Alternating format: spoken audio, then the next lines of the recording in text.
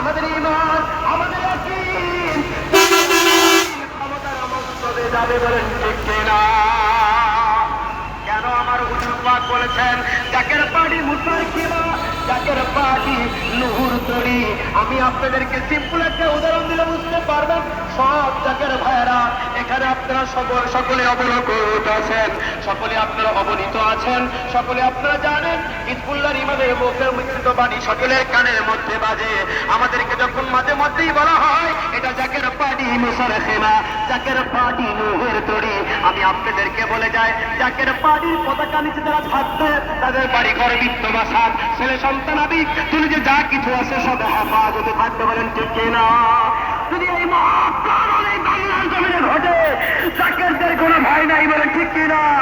হুজুর পাক বলেছেন জাকের পাহাড়ি যারা করবে, আমার হুজুর পাক বলেছেন বাবা এই দরবারের মুড়ি ধরো, আমার হাঁসের মতো মহাপ্লাবন যদি হয়ে যায়, হাঁসের কিছু আসে যায়?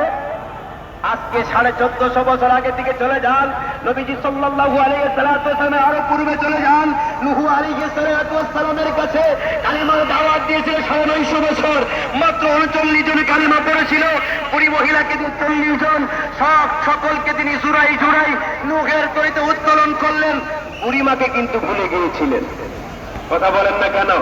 যে কোনো কারণবশত হয় আল্লাহর পয়গম্বরের কাছে বুড়িমাও যেতে পারেনি, বুড়িমার কাছে আল্লাহর পয়গম্বর আসতে পারেনি।